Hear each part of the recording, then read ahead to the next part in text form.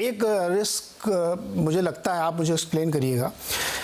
देखिए, हमारा जो करेंसी है उसकी वजह से थोड़ी दिक्कत आ रही है। हम लोगों का पहले एक्सपोर्ट बहुत तेज़ी से बढ़ा और उसके बाद अब वो प्रॉब्लम खड़ी हो रही है। इसलिए खड़ी हो रही है क्योंकि बहुत सारा जो एक्सपोर्ट होता है वो भी इम्पोर्ट ओरिएंटेड एक्सपोर्ट होता है। अब कैट की स्थिति देखिए कितना ज़बरदस्त बढ़ रहा है, 3.5 को पार कर रहा है, 3.5 तक मैनेजेबल है, उसके ऊपर जाने की स्थिति में थोड़ी गड़बड़ होगी। अब यहाँ पे मुश्किल है कि हमको बढ़ाना इसलिए पड़ रहा है, ब्याज और करेंसी हेज करना पड़ा क्योंकि अमेरिका बढ़ा रहा है। अब हम मतलब ना दूसरे की समस्या अपने सर पे ओढ़ ली हमने। तो क्या ये एक रिस्क है, अभी बना रहेगा हमारे लिए? देखिए, अगर ये स्ट्रक्चरल हो जाता है तो चीजों की ना एक साइकिल होती है। चीजें, अब इकोनॉमी जो है ना, हम उसको कहते हैं कॉम्प्लेक्स इवॉल्विंग सिस्टम। वो एकदम हर चीज एकदम स्ट्रेट फॉरवर्ड नहीं होती कि आप उसको एक मैथमेटिकल इक्वेशन में डाल के a + b = c ऐसा एनालाइज कर पाए। It's very complex and it evolves over a period of time.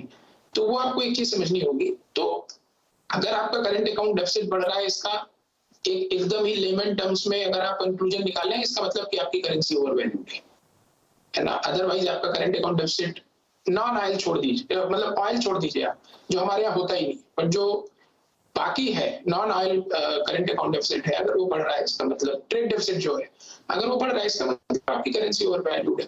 तो करेंसी पहले क्या थी हमारी, थोड़ा सा रिलेटिव बेसिस पे वो ओवरवैल्यूड थी और वो धीरे धीरे एडजस्ट होगी। तो ये एक साइकिल है और ये होगा, इसका धीरे धीरे एडजस्टमेंट होता है इकोनॉमी में। मतलब आप हर दिन एकदम परफेक्ट इक्वेशन के हिसाब से नहीं चल सकते और इससे होगा कि थोड़ा इंपोर्ट सब्स्टिट्यूशन होगा। जनरली हमने ये देखा है, अगर आप बहुत लॉन्ग टर्म डेटा एनालिसिस करिए और ध्यान से देखिए, तो करेंसी डिप्रिसिएशन से कोई ऐसा बहुत ज्यादा एक्सपोर्ट कॉम्पिटिटिवनेस नहीं बढ़ती है। एक्सपोर्ट कॉम्पिटिटिवनेस बढ़ने का केवल एकमात्र कारण है, मतलब दो चीजें हैं उसमें बहुत महत्वपूर्ण। वो होती है एक तो इनोवेशन और दूसरा होता है प्रोडक्टिविटी। जनरली ये दो सबसे इंपॉर्टेंट कारण है। तो अगर आप प्रोडक्टिव होते जाएंगे और अगर आपका इनोवेशन ग्रेडियंट बढ़ता जाएगा तो आप वैसे ही अपना एक्सपोर्ट बढ़ाते रहेंगे इररिस्पेक्टिव ऑफ करेंसी। इसमें बड़ा इंटरेस्टिंग डेटा पॉइंट है कि सेकेंड वर्ल्ड वॉर के बाद से लेके अगर आप सन 80 के दशक या 90 के दशक तक देखिए, तो एक्चुअली जापान का एक्सपोर्ट बहुत तेजी से बढ़ा, जबकि उनकी करेंसी भी बहुत तेजी से एप्रिशिएट की। तो ऐसा नहीं था कि वो करेंसी डिप्रिशिएट कर रहे थे इसलिए एक्सपोर्ट बढ़ रहा था। एक्चुअली उनकी करेंसी बहुत ज्यादा एप्रिशिएट कर रही थी, फिर भी उनका एक्सपोर्ट बढ़ता था क्योंकि वो बड़े कॉम्पिटिटिव थे, वो इनोवेट करते थे, नए प्रोडक्ट लाते थे और उनकी प्रोडक्टिविटी गेन बहुत ज्यादा था। तो करेंसी को जनरली आप एक्सपोर्ट से मत जोड़िए। हाँ, करेंसी का थोड़ा बहुत इम्पैक्ट इंपोर्ट सब्स्टिट्यूशन पे हो जाता है क्योंकि इनहेरेंटली अगर आपका ट्रेड डेफिसिट है मतलब आपकी करेंसी ओवरवैल्यूड हो रही है। इसको वन वर्ड में कहें तो अगर आप डिमांड जनरेट कर सकते हैं तो दिक्कत नहीं होगी, भले ही करेंसी अप्रिशिएट होती भी रहे या डिप्रिशिएट भी हो जाए, कोई फर्क नहीं पड़ता, क्योंकि डिमांड आप अगर जनरेट कर ले रहे हैं तो फिर आपका एक्सपोर्ट बढ़ेगा। और बहुत सही एग्जांपल आपने जापान का दिया। अब तिवारी जी बात करते हैं आपके मल्टी कैप फंड की। एक बड़े जेनरिक सा सवाल है, जेनरिक सी बात है कि लोगों को बाजार देख के मन करता है कि इधर पैसा लगाएं उधर पैसा लगाएं, कभी थीम वाले प्रोडक्ट में कभी में, लेकिन एक अप्रोच ये होता है कि भाई इतना बड़ा बाजार है तो उसमें सब कुछ हमारे बास्केट में थोड़ा थोड़ा हो जाए।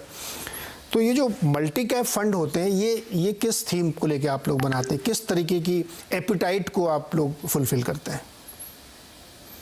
देखिए, क्या होता है कि म्यूचुअल फंड का हर प्रोडक्ट जो है वो अलग इसलिए है क्योंकि हर इन्वेस्टर की रिक्वायरमेंट अलग है। तो कोई व्यक्ति 25 साल का है उसकी एक रिक्वायरमेंट है, कोई व्यक्ति 40 वर्ष का है उसकी एक रिक्वायरमेंट है, किसी व्यक्ति की उम्र 60 वर्ष की है उसकी एक रिक्वायरमेंट है। तो अब रिक्वायरमेंट हम जनरली दो तरीकों से बांटते हैं। एक है उसके पास टाइम होराइजन कितना है। पूरे इन्वेस्टमेंट में, स्टॉक मार्केट में जो सबसे इंपॉर्टेंट चीज है वो है टाइम। बाकी इतना कुछ ज्यादा इंपॉर्टेंट नहीं होता, टाइम बहुत इंपॉर्टेंट है। अगर आप सही टाइम नहीं रखेंगे, होराइजन नहीं रखेंगे और अपने टाइम होराइजन को सही तरीके से नहीं समझेंगे तो आप हमेशा गलती करेंगे। ये सबसे पहली चीज है जो आपको समझनी है। और दूसरी चीज है कि आप कितनी वोलेटिलिटी झेल सकते हैं। जैसे कोई 60 वर्ष का व्यक्ति है तो वो बहुत ज्यादा वोलेटिलिटी नहीं झेल सकता, लेकिन जो 25-30 साल का व्यक्ति है उसके पास अभी लंबा समय है, उसको तुरंत अगर पैसे नहीं चाहिए तो वो वोलेटिलिटी झेल सकते हैं। तो अब हर प्रोडक्ट जो होता है म्यूचुअल फंड में जब डिजाइन करते हैं तो इन दो चीजों के हिसाब से डिजाइन करते हैं। तो जैसे लार्ज कैप, मिड कैप या स्मॉल कैप में अंतर क्या है कि लार्ज कैप उनका वोलेटिलिटी कम है, आप थोड़ा कम टाइम होराइजन के साथ भी उनमें इन्वेस्ट कर सकते हैं क्योंकि कंपनियां एस्टेब्लिश होती हैं और चूंकि वो बहुत बड़ी हैं और बहुत ज्यादा को रिलेटेड है ग्रोथ एस्पेक्ट से इकोनॉमी की, तो उनमें ग्रोथ या डिग्रोथ जो भी होना है बहुत जल्दी हो जाता है। Mid cap small cap companies में टाइम लगता है पैसा बनने में, और वो वोलेटाइल होती हैं क्योंकि उनमें आउटलुक चेंज होने का बहुत फर्क पड़ता है उनके स्टॉक प्राइस में, क्योंकि वो इतनी एस्टेब्लिश नहीं है। तो जब हम स्मॉल कैप फंड रखते हैं या कोई मिड कैप फंड रखते हैं तो बहुत सारे लोग इसलिए इन्वेस्ट नहीं कर पाते हैं क्योंकि इसमें वोलेटिलिटी ज्यादा है, थोड़ी घबराहट भी होती है, और जब पैसा बनता है तो सब अच्छा लगता है, लेकिन जब गिरता है बाजार तो बहुत तकलीफ होती है, और कई लोग टाइमली इन्वेस्ट नहीं करते उसमें, उसके कारण, या जो आप कहिए एक डिसिप्लिन होता है वो टूट जाता है। तो इसलिए ये प्रोडक्ट डिजाइन किया गया है जिसमें कॉम्बिनेशन है कि लार्ज कैप भी है, मिड कैप भी है, स्मॉल कैप भी है, तो आपको ज्यादा सोचना नहीं है।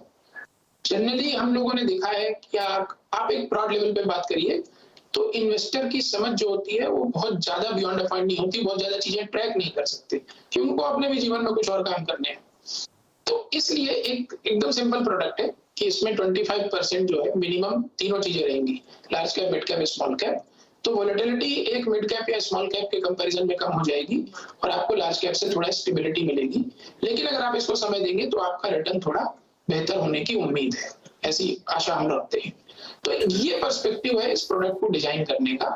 अब उसके कारण एक उसका ड्रॉबैक है कि इसका टाइम होराइजन बढ़ जाता है। तो अगर आप किसी लार्ज कैप फंड में 2 या 3 साल के पर्सपेक्टिव से इन्वेस्ट कर सकते हैं, तो इसमें आपको 5 साल का पर्सपेक्टिव जरूरी है, क्योंकि उसमें कॉम्बिनेशन है स्मॉल और मिड कैप का भी।